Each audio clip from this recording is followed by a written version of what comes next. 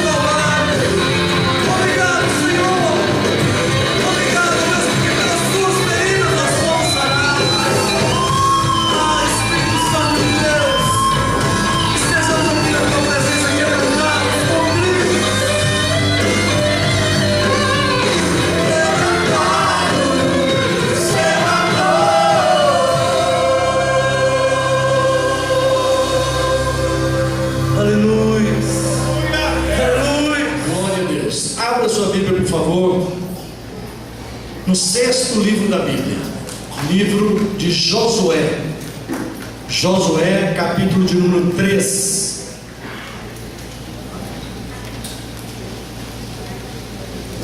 Capítulo 3, quando se encontrar, diga amém. Vamos ler apenas um versículo. Versículo de número 5.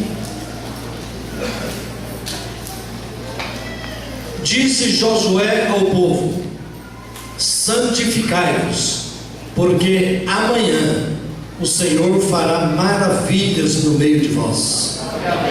Glória a Deus.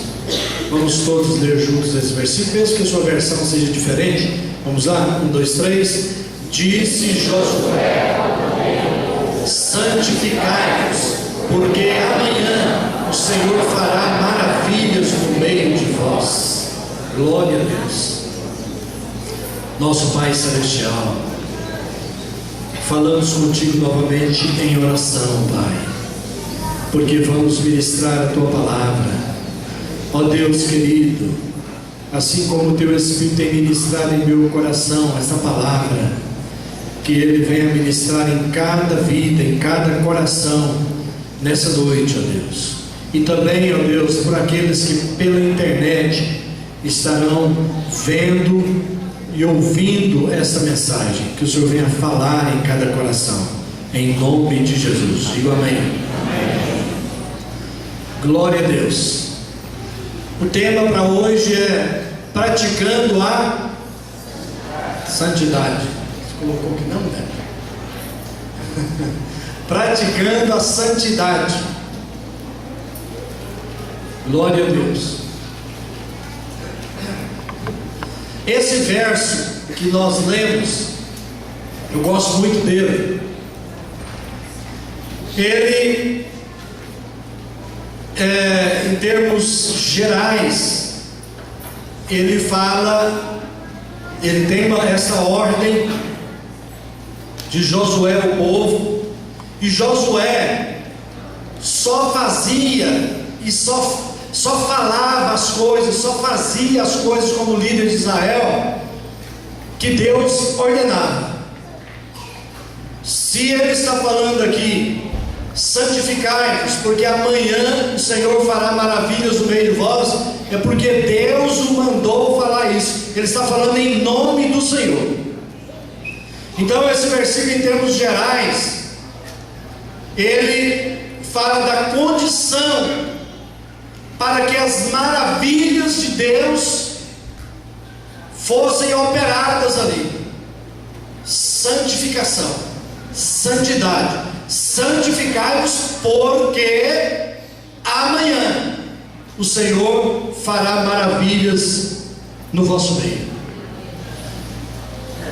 Ontem terminou a primeira semana do ano. Hoje é o primeiro dia da segunda semana. Terminou o ano de 2011 e a gente pouco está pensando no ano de 2011, porque já passou. Mas sempre na passagem de ano, no começo de outro ano, a gente reflete.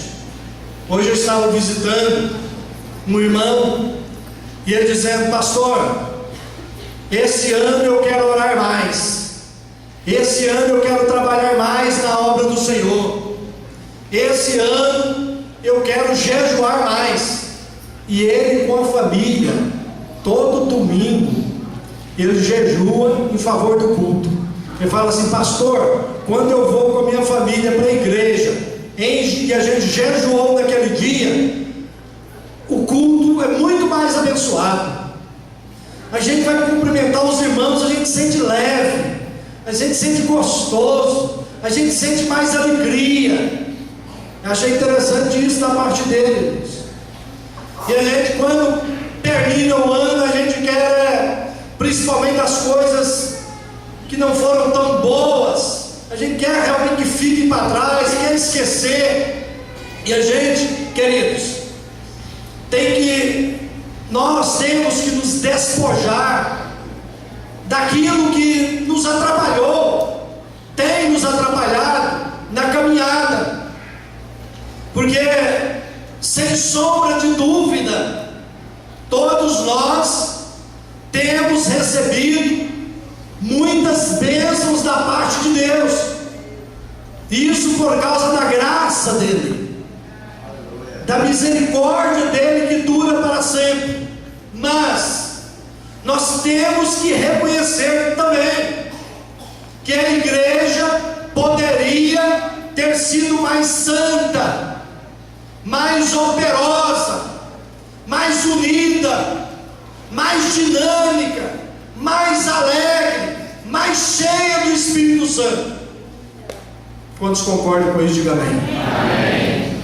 No entanto, é importante a gente fazer a avaliação, ver o que aconteceu de errado, o que fizemos de errado, ou o que deixamos de fazer como certo, e procurar sempre corrigir as nossas rotas, para não cairmos nos mesmos erros, mas buscarmos com zelo aquilo que precisamos fazer e que a palavra de Deus nos ordena, e que a palavra de Deus nos ensina. Porque cabe a nós alinharmos as nossas vidas, as nossas ações aos preceitos da palavra de Deus, aquilo que a Bíblia ensina. Nós temos que estar alinhados com a palavra, observando a palavra, meditando na palavra, alinhado com ela, para errarmos menos. Amém, irmãos? Para errarmos menos e vivermos, como Paulo diz em várias de suas cartas, vivermos do modo digno do Evangelho que nos chamou, ele diz lá, com santa vocação. Glória a Jesus. Meus irmãos, aqui o povo de Israel estava na entrada da terra prometida, ali diante do rio Jordão, o povo que peregrinou pelo deserto, e agora estava diante da bênção, para tomar posse da bênção, de uma terra que diz a palavra de Deus, uma terra que emana leite e mel, de uma terra de bênção, de uma terra de muito trabalho, mas de muitas vitórias, muitos frutos para o povo de Israel. Eles estavam diante da bênção ali. Aquilo tudo que havia acontecido no deserto, as agruras do deserto, as dificuldades do deserto, tudo ficou para trás, tudo era passado. Agora era hora de cruzar o Jordão e tomar posse da terra prometida. Mas havia algumas condições a serem observadas. Havia algumas condições. Por isso que Josué diz ao povo: santificai-vos, porque amanhã o Senhor fará maravilhas no meio de vós. Eu quero dizer aqui para vocês nessa noite: santificai-vos, porque neste ano, no ano que vem, até a volta de Jesus, Deus fará maravilhas no nosso meio. Glória a Jesus. Não somente para este ano, mas se nós levarmos uma vida de santidade, Deus sempre fará maravilhas no nosso meio. Glória a Jesus. Então, em primeiro lugar, a santificação é uma ordem de Deus, e uma ordem expressa de Deus. Santificai-vos. O verbo está aí no me falhou a palavra aqui, cadê os professores de português? No imperativo, obrigado. Está no imperativo. É ordem, santificai-vos. Agora, queridos, essa ordem aqui de Deus não é só no Velho Testamento. Lá no capítulo 4, no versículo 3 de 1 aos Tessalonicenses, está escrito assim, Paulo escrevendo aos crentes, escrevendo para nós hoje: esta é a vontade de Deus, a vossa santificação. Esta é a vontade de Deus, a vossa santificação. Foi uma ordem para o povo de Israel, mas também é uma ordem para a igreja do Senhor Jesus Cristo. Esta é a vontade de Deus, a vossa santificação. E o escritor aos Hebreus, ele escreve no capítulo 12, está registrado no capítulo 12, versículo 14 de Hebreus: segui a paz com todos e a santificação, sem a qual ninguém verá o Senhor. Sem santificação, ninguém pode ver a Deus. Vou explicar para vocês. O mundo, queridos, está carente de Deus e está procurando por Ele, mas em pessoas e em lugares errados. O escritor lá de Hebreus, no capítulo 12, ele está falando de relacionamentos, e quando ele escreve: segui a paz com todos e a santificação, sem a qual ninguém verá o Senhor, ele está falando ali de relacionamentos, porque logo em seguida ele fala de amargura, de ressentimento que não pode ser próprio, não podemos deixar enraizado em nossa vida. Então o que ele está querendo dizer ali nesse versículo é que, para que as pessoas do mundo possam ver Deus nas nossas vidas, nós temos que santificar as nossas vidas. Seguir a paz com todos e a santificação, sem a qual ninguém verá Deus na sua vida. Nós temos visto Deus, porque Ele habita em nós, pelo Espírito de Deus, pelo mesmo Espírito. Ele habita em nós, a nossa vida foi mudada, nós temos Deus, andamos com Deus e Deus anda conosco. Agora as pessoas estão precisando aí de ver Deus, e para ver Deus na nossa vida, nós temos que andar em santificação, queridos. Mas aqui está o problema para muitos crentes. Aqui mora um problema para muitos, porque um grande número de cristãos evangélicos, ao invés de parecerem com Jesus, estão parecendo com o mundo. Espiritualmente saíram do mundo, mas o mundo não saiu de muitas pessoas, de muitos crentes. Esse foi o problema dos israelitas, meus irmãos. Os israelitas foram tirados do Egito, mais de 600.000 homens, sem contar mulheres e crianças, e sem contar adolescentes. Só se contava de 20 anos para cima, e só homens de 20 anos para cima. Mais de 600.000 homens, mais ou menos de 2,5 milhões a 3 milhões de pessoas. A cidade de Goiânia é o dobro, mais do que o dobro, um pouco. O povo que saiu do Egito, o povo foi tirado do Egito, mas o Egito não saiu do coração do povo.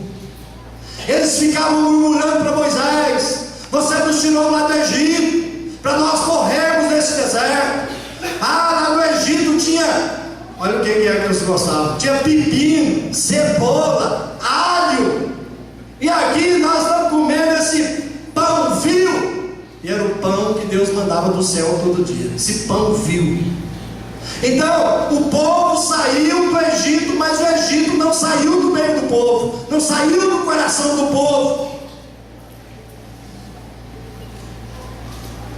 Queridos, e a Bíblia diz o seguinte, Paulo, 1 Coríntios 10, que Deus não se agradou da maioria daqueles que saíram do Egito. E a Bíblia diz mais, lá em 1 Coríntios 10, está dizendo lá que aquele povo, todo o povo passou pelo Mar Vermelho. O Mar Vermelho abriu e eles passaram, simboliza o batismo das águas. Todos passaram pelo mar, e todos estiveram debaixo da nuvem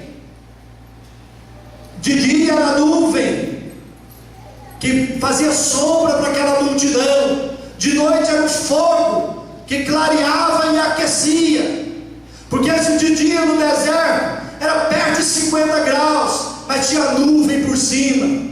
À noite era um frio de 0 grau, mas tinha o fogo aquecendo. Glória a Jesus. Então diz que todos passaram pelo mar e todos estiveram debaixo da nuvem, mas Deus não se agradou da maioria deles. Assim também na igreja, quando diz todos passaram pelo mar, todos os membros da igreja passaram pelo mar, são batizados nas águas, e todos têm o Espírito Santo de Deus habitando em si. Quantos têm o Espírito de Deus? Diga amém. Amém. Queridos, mas Deus não se agradou da maioria deles, daqueles que saíram do Egito, daqueles que estavam, aliás, e aquela maioria, sabe qual a maioria? 600 mil homens, 599.998 morreram no deserto, não entraram na terra prometida. Apenas 2, qual o nome dos 2? Josué e Caleb. Esses 2 entraram, porque foram fiéis a Deus, porque tiveram a vida de santidade na presença de Deus, porque obedeceram a Deus. Bendito seja o nome do Senhor. Meus amados, mas vejam bem, há algo que tem acontecido nas igrejas, que eu como pastor tenho me preocupado. Os pastores que me auxiliam aqui, nós temos conversado sobre isso. Há um grande inimigo da igreja hoje, que se chama secularismo. Nós precisamos fugir do secularismo, porque o secularismo mundaniza a igreja. O que é secularismo? Secularismo é a ideia de que Deus não interfere em todas as áreas da nossa vida. Ou seja, para muitos que já estão secularizados, no domingo é crente, mas no meio de semana não se lembra nem que foi na igreja, não se lembra nem que batizou nas águas, não se lembra nem que toma a ceia do Senhor.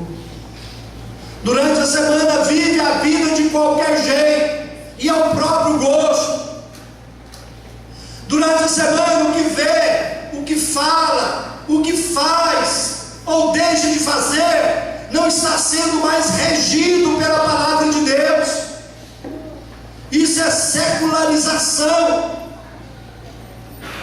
Muitas pessoas estão dividindo o secular do sagrado, estão separando. E quem serve a Deus não separa, não pode separar.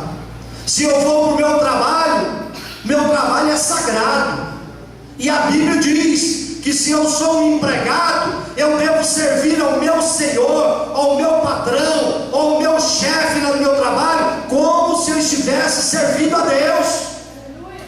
Glória a Jesus. Então tem muitas pessoas dividindo isso aí, e muitas vezes no namoro, no casamento, em negócios, no lazer, tudo isso aí pertence à área do secular. E muitos estão amoldando a sua vida segundo o mundo nessas áreas, não segundo a palavra de Deus. Não tem nada a ver. O que é que tem isso? O que é que tem aquilo outro? Muitas festas de famílias totalmente evangélicas têm sido regadas a bebidas alcoólicas, a danças sensuais e tantas outras coisas profanas, músicas profanas. Meus amados, o mundo está entrando dentro da igreja, E muitos estão se amoldando ao mundo, estão se secularizando. E a Bíblia diz em uma versão, no capítulo 12 de Romanos, versículo 1: e não vos conformeis com este século, mas transformai-vos pela renovação da vossa mente, para que possais experimentar qual seja a boa, a perfeita e agradável vontade de Deus. Glória a Deus. Aleluia. Nós temos que colocar o pé no freio, porque senão a igreja desse mundo vai ser um sal sem sabor, vai ser uma luz escondida debaixo da mesa. Queridos, vamos nos voltar para Deus, consagrar todas as áreas da nossa vida a Ele, porque senão a igreja vai perder o poder de testemunhar, o poder de orar e os enfermos serem curados. Senão a igreja vai perder a sua relevância neste mundo. Seguir a paz com todos e a santificação, para que as pessoas vejam Deus em mim, vejam Deus em você, vejam Deus na igreja dele que está aqui na terra. Amados, tem pessoas que não se convertem em muitas famílias, porque essas pessoas não estão vendo Deus na vida daqueles que se dizem convertidos.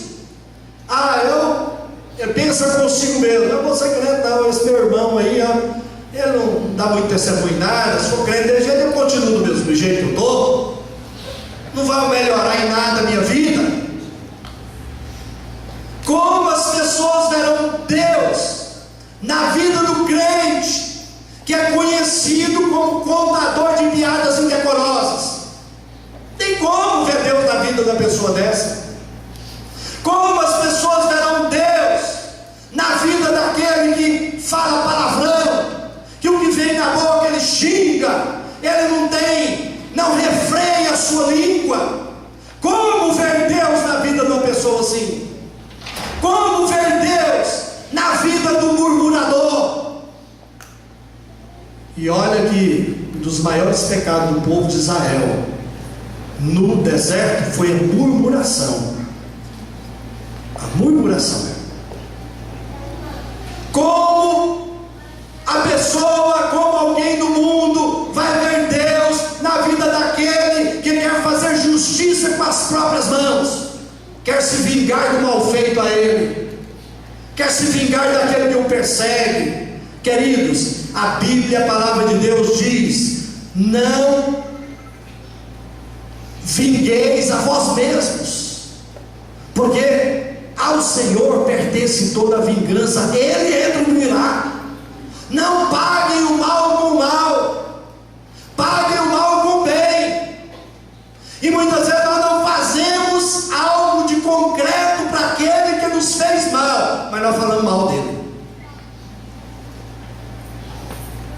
Deus tem me ajudado. Eu tenho feito propósito de não falar mal das pessoas, mesmo daquele que fala mal de mim.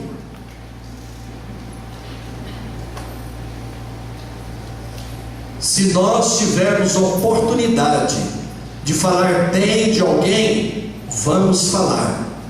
Mas se tivermos oportunidade de falar o mal, não vamos falar. Vamos santificar nossa vida. Vamos andar em santidade.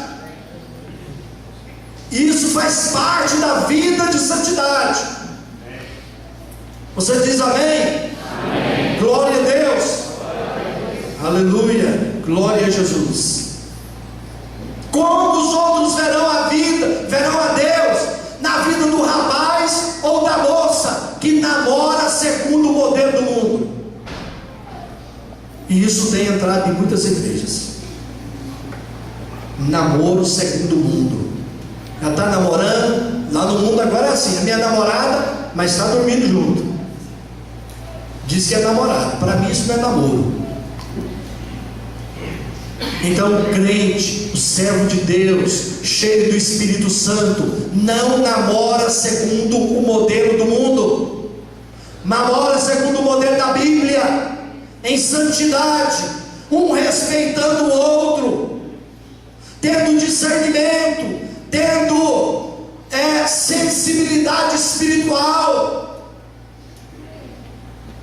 um ajudar o outro, porque a Bíblia fala, o apóstolo Paulo é enfático em dizer isso, capítulo 5 de Gálatas, versículo 17 em diante, ele fala ali das obras da carne, e dentre elas está a murmuração, a prostituição, a mentira, ciúmes e tantas coisas. E aí no final ele diz o seguinte: contra essas coisas, aliás, eu quero ler exatamente o que Paulo diz, Gálatas capítulo 5, versículo 17 em diante, está escrito assim, no final ele diz, eu tenho tempo de ler todo o texto. Versículo 19: ora, as obras da carne são conhecidas e são prostituição, impureza, lascívia, adorar ídolos, idolatria, feitiçarias, inimizades, porfias, ciúmes, iras, discórdias, dissensões, facções, invejas, bebedices, glutonarias e outras semelhantes a estas, a respeito das quais eu vos declaro, preste atenção aí agora, como já outrora vos preveni, que não herdarão o reino de Deus os que tais coisas praticam. Não herdam o reino de Deus, ou seja, em outras palavras, não vai para o céu. Se está praticando isso aqui, tem que deixar. Deixe o Espírito de Deus trabalhar na sua vida, deixe o Espírito de Deus ministrar na sua vida, e santifique a sua vida. Glória a Jesus. Louvado seja o nome do Senhor. Meus irmãos, Deus, Ele nos ama, e Ele quer a nossa santificação, quer que sejamos santos. Sem santificação também não há comunhão com Deus.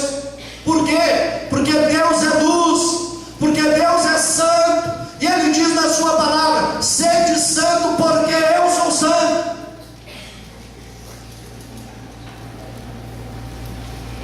Ele não diz sede santo como eu sou santo. Está pedindo para nós: sede santo porque Ele é santo. Glória a Jesus. Então, amados, Deus nos chamou do pecado para a santidade. Digam todos essa frase: Deus nos chamou do pecado para a santidade. A Bíblia diz em vários lugares: aqueles que são de Deus, apartem-se do pecado. O povo de Deus é um povo santo. Nós somos chamados de santos pela Bíblia. O povo de Deus é um povo santo, mas ao mesmo tempo nós somos chamados para a santidade. Por quê? Porque posicionalmente diante de Deus nós somos santos. A partir do momento que a pessoa aceitou Jesus, diante de Deus ele se torna santo. Mas enquanto estamos aqui no mundo, nós temos que buscar a santidade como um processo, ou seja, processualmente nós temos que santificar a nossa vida. Em outra palavra, progressivamente, cada dia crescendo mais em santidade, cada dia melhorando mais, cada dia deixando as coisas que nos atrapalham, como o escritor aos Hebreus diz: deixando todo o pecado e todo o peso e todo o pecado que tenazmente nos assedia, corramos com perseverança a carreira que nos está proposta, olhando firmemente para Jesus, autor e consumador da fé. Glória a Jesus. Então, em segundo lugar, a santificação é uma condição para as maravilhas de Deus. Santificai-vos, porque amanhã o Senhor fará maravilhas no meio de vós. Nós somos, amados, as próprias ferramentas de Deus aqui na terra. Deus usa nós e quer nos usar sempre. Agora, Deus, interessante como o evangelista Tiago Bandeira falou aqui antes de orar. Deus, Ele não está atrás de grandes talentos, de grandes personas, famosos. Não, Deus está principalmente, como Ele diz, atrás, procurando verdadeiros adoradores, e quer usar vasos limpos, vasos santos, vasos que buscam essa santidade. Deus usa homens e mulheres que buscam a santidade. Observe na Bíblia e nos dias de hoje, quem que Deus usa para realizar maravilhas? Quem que Deus usa para milagres? Pessoas que estão buscando santidade, pessoas que estão sempre preparando e sempre preparadas. Eu já tive a oportunidade de ir a alguns lugares para expulsar demônios de pessoas. Aí eu lembro da pessoa, eu ligo, ela fala: ô pastor, não vou poder não. E ela podia. Aí você vai no outro: não estou podendo também não.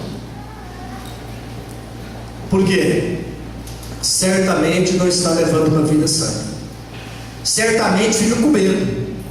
Porque eu já vi, irmãos, demônio falar, usando a boca do endemoniado e falar pecado do outro, de crente.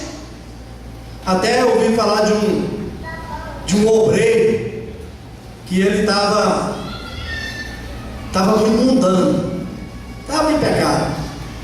E aí ele foi convidado para pregar, para expulsar o demônio. E aí quando ele chegou lá, ele já foi falando para o demônio: em nome de Jesus, cala a boca e sai.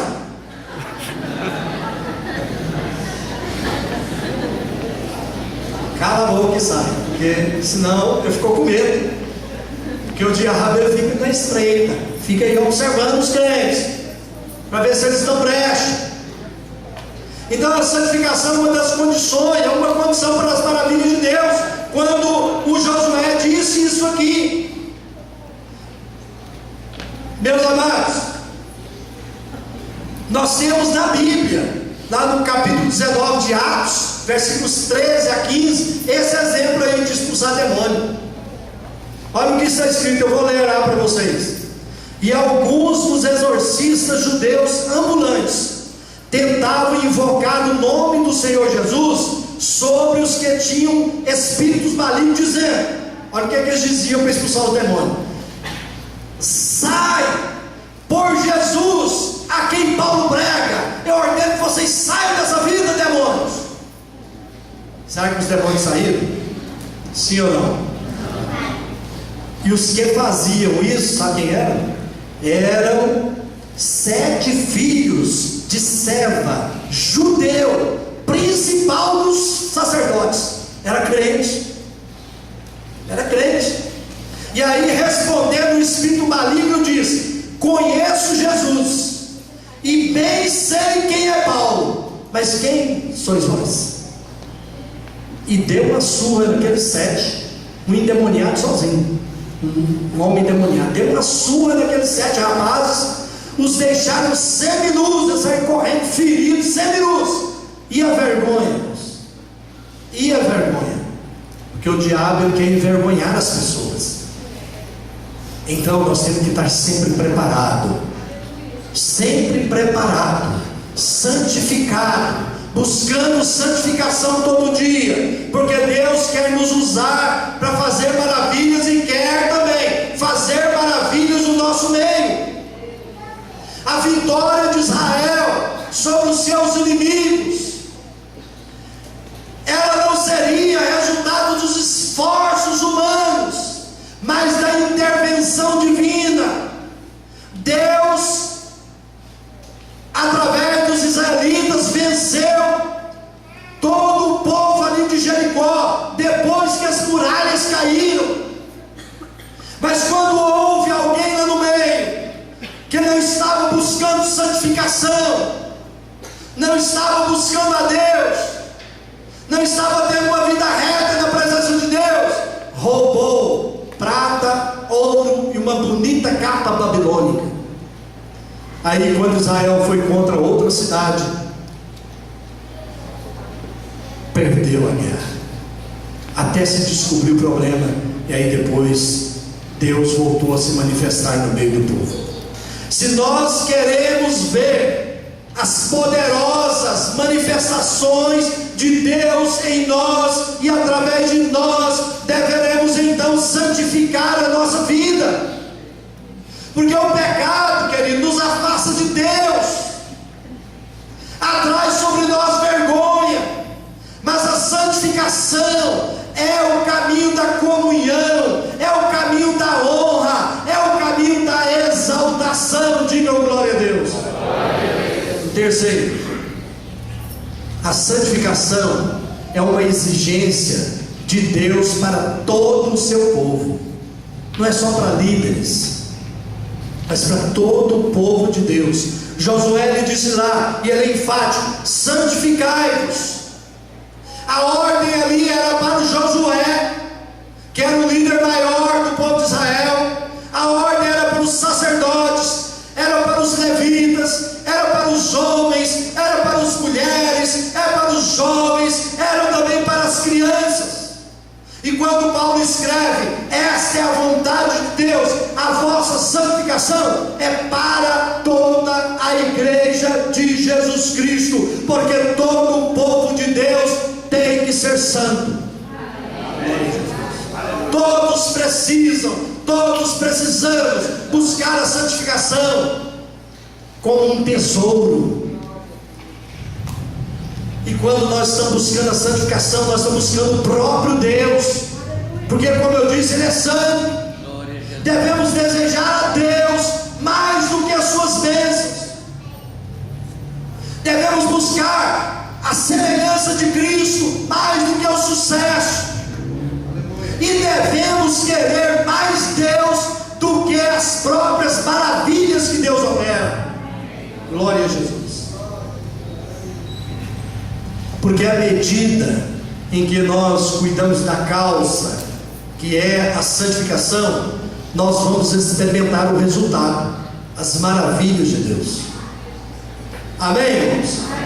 Quarto, a santificação é uma ordem, ou era uma ordem para ser obedecida no tempo do Josué, sim ou não? Só no tempo do Josué, sim ou não? Paulo, quando escreveu aos Tessalonicenses, mais ou menos no ano 70 da nossa era, quando ele disse: essa é a vontade de Deus, a vossa santificação, era só por aquele tempo, sim ou não? Não. Se Deus vai fazer maravilhas amanhã, e se a condição indispensável para essas maravilhas é a santificação do povo, então nós devemos santificar hoje. Devemos santificar hoje. Nós não podemos deixar para amanhã. E vale aquele ditado: não deixe para amanhã o que você pode fazer hoje. A santificação é para hoje, e não para a eternidade. Lá na eternidade nós não vamos precisar de santificação, porque nós vamos estar glorificados. Glória a Jesus, glória a Deus. Mas aqui, queridos, começa o processo da santificação. Hoje é dia de nos consagrarmos a Deus. Hoje é dia de santificar a nossa vida ao Senhor Deus. Hoje é dia de colocar no altar do Senhor tudo, toda a nossa vida, todos os nossos anseios. Nós devemos nos voltar para Deus de todo o nosso coração, porque a Bíblia, a palavra de Deus diz: buscar-me-eis, buscares de todo o vosso coração. Quantos aqui querem que Deus realize maravilha na sua vida, na sua família, no seu trabalho, este ano e sempre? Digo amém. Amém. Então vamos obedecer ao que Deus nos manda. E nesta noite Ele nos manda ter uma vida santa, viver em santidade perante Ele. Agora preste atenção. Nós não devemos começar uma vida de santidade ou prosseguir em uma vida de santidade para buscar fazer uma troca com Deus. Ó Deus, eu vou ser santo, mas eu preciso daquele carro novo. Ó Deus, eu vou ser santo, mas eu preciso passar no vestibular. Ó Deus, não é uma troca, queridos.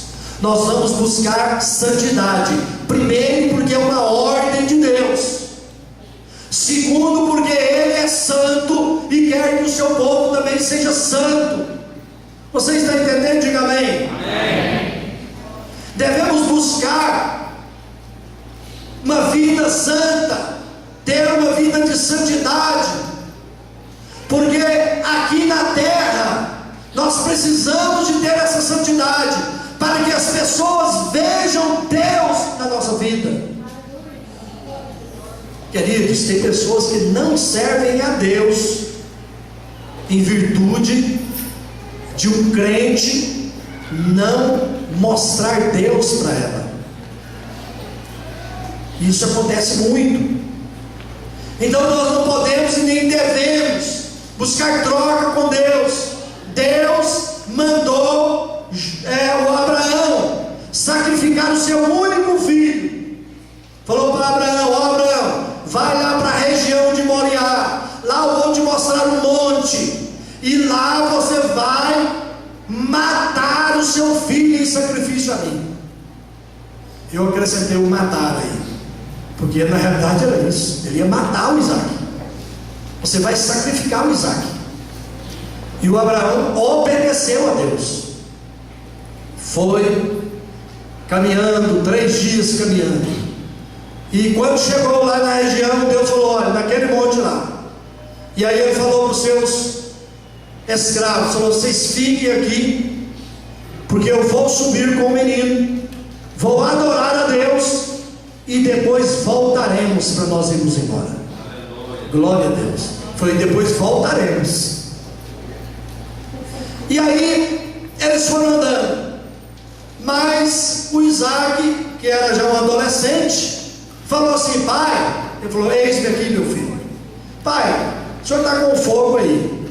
E não tinha fósforo nem isqueiro, né? Levava o fogo de betume, certamente, aquela tocha, né? O senhor está com fogo aí, eu estou carregando a lenha, mas cadê o cordeiro? Cadê o cordeiro, pai? Colocou talvez o Abraão em dificuldade, né? Mas não colocou não, porque ele era cheio de Deus. Ele disse: meu filho, Deus proverá para si o cordeiro. Glória a Jesus. Subiram. Quando chegaram lá, Abraão certamente olhou ali, não tinha cordeiro nenhum. Vou colocar o menino. Colocou o menino lá em cima da lenha, pôs a lenha, colocou o menino em cima, amarrou o menino e foi pegar o cutelo, ou o facão, ou a faca para matar o Isaac, o próprio filho. É difícil, hein, gente? Para quem é pai é muito difícil.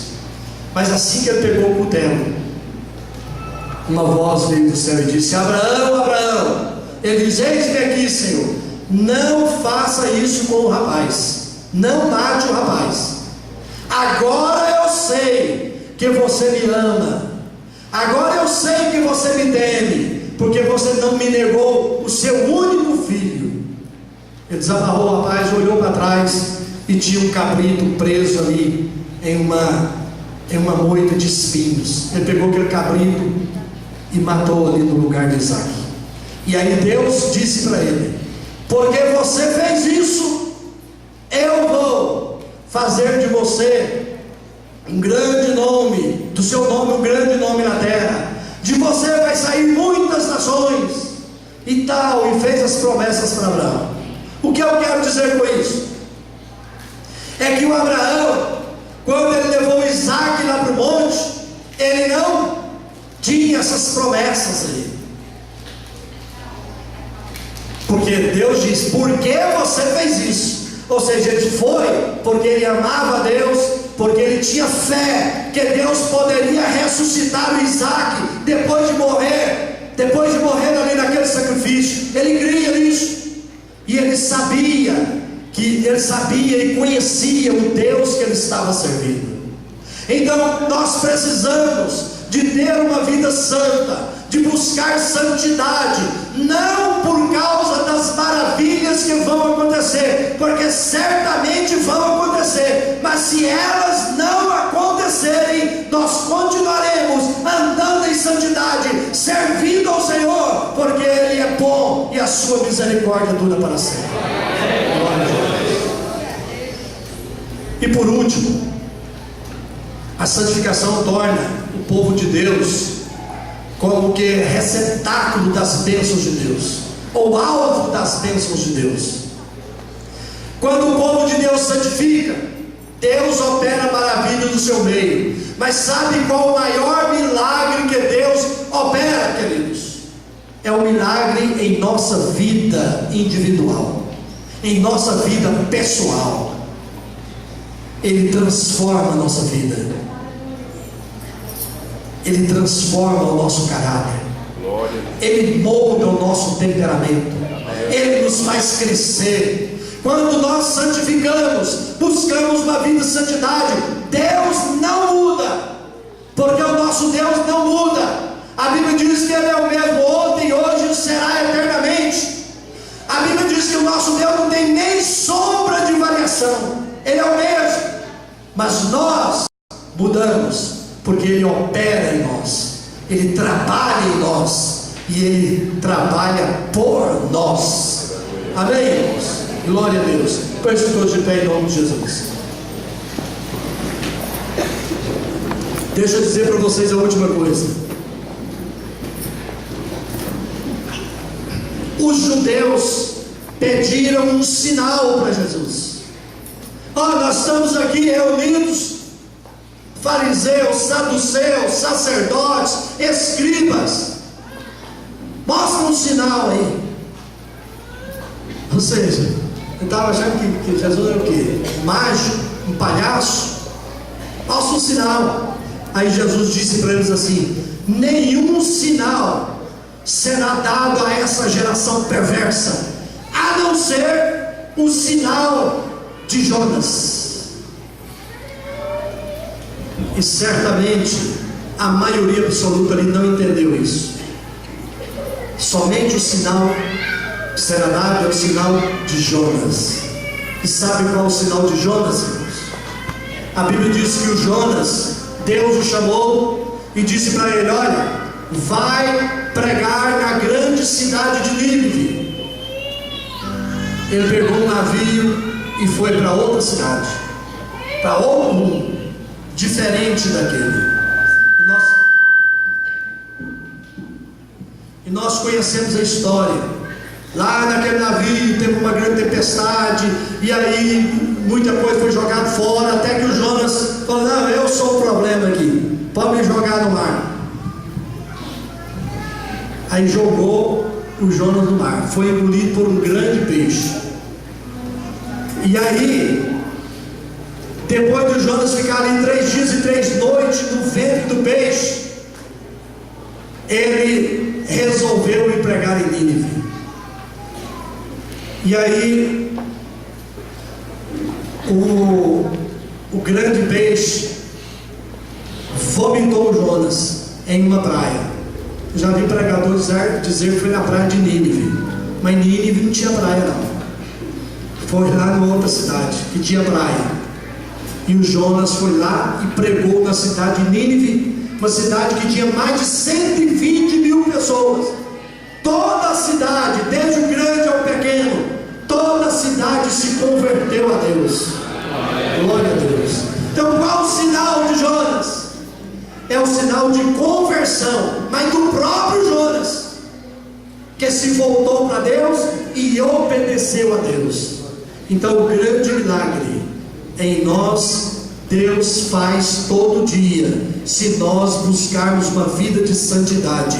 E através desse grande milagre em nós, Ele opera no meio da igreja e opera também a partir das nossas vidas. E com certeza, deixa eu dizer para vocês, com certeza absoluta, porque isso é a